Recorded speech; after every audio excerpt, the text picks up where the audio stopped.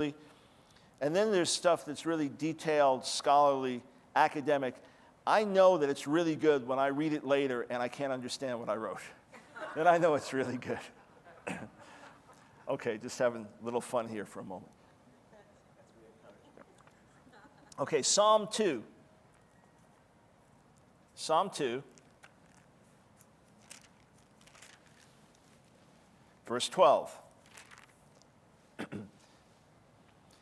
Now this is, as we said, an important psalm. It is a coronation psalm.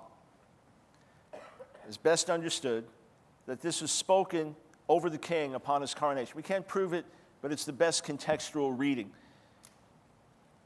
And it's a major psalm about the nations coming against the Lord and his Mashiach, his anointed one.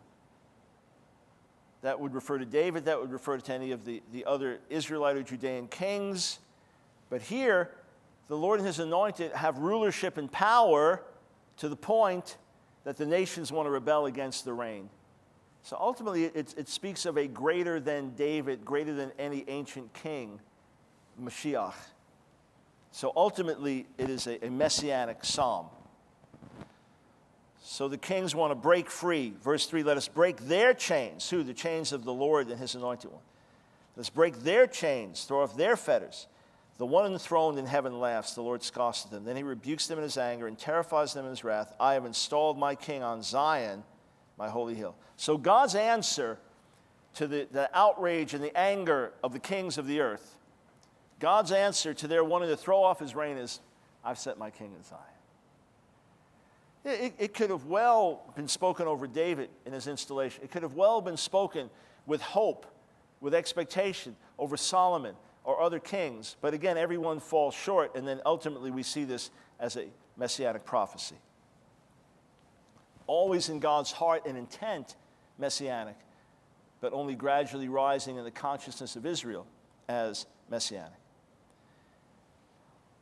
I will proclaim the decree of the Lord. He said to me, you are my son.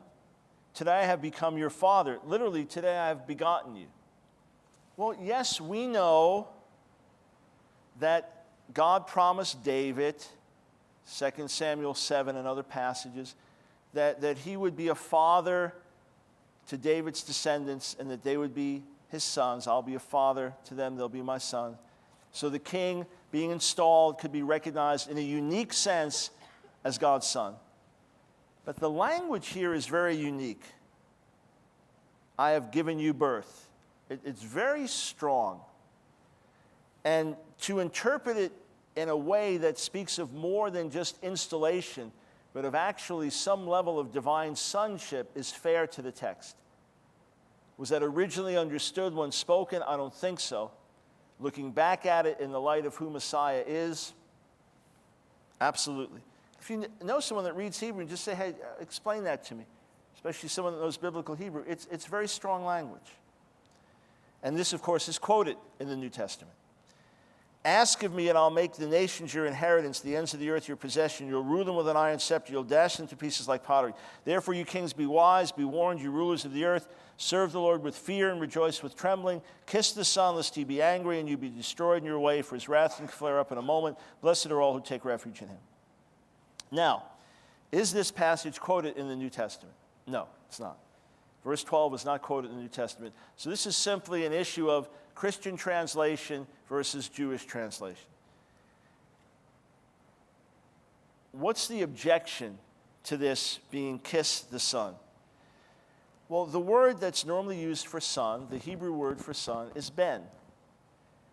So as we have in verse 7, you are my son, b'ni atah, right? You are my ben. So everywhere in the Hebrew Bible, you have ben, son. In Aramaic, the word is bar.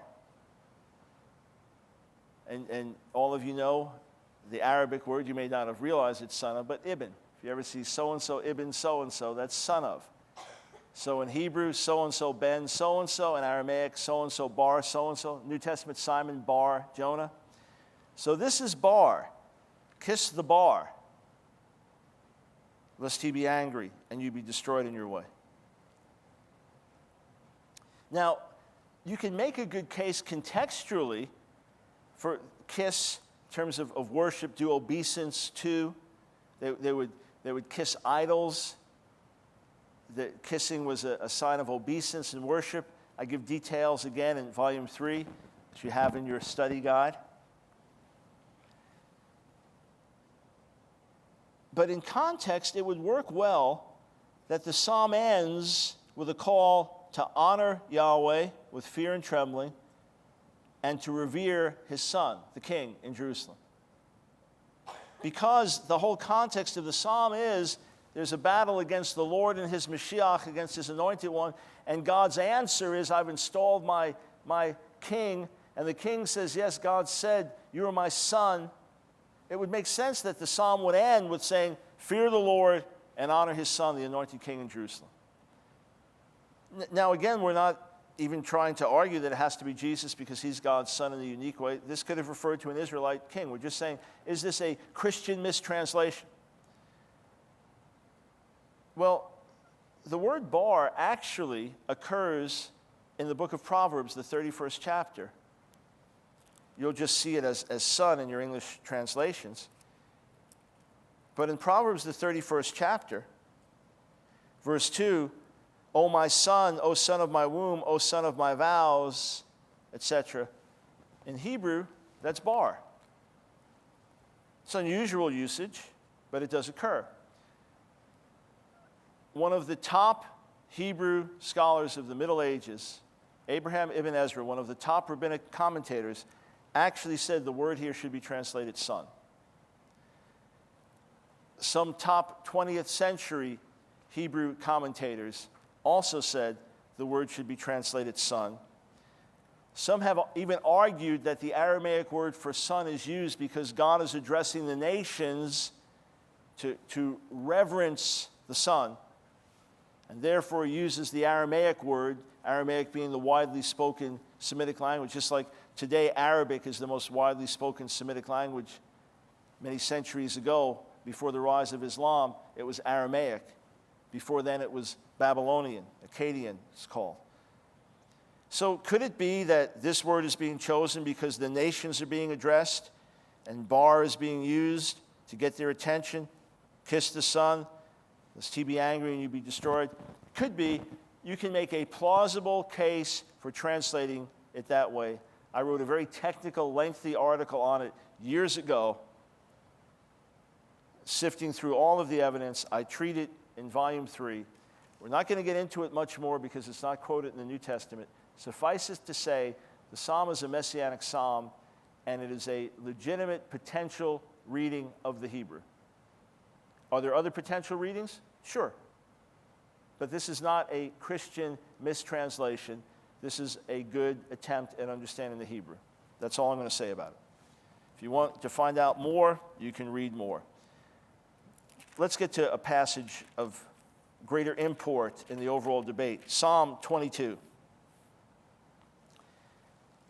Many years ago, I was having a live debate in front of a TV audience, a live TV audience. There were 3 rabbis, basically conservative, Reform, and Orthodox, or ultra-Orthodox, and 3 Messianic Jewish leaders. In Fort Lauderdale, Florida. It's back in the mid-'80s. I was having this debate, and the ultra-Orthodox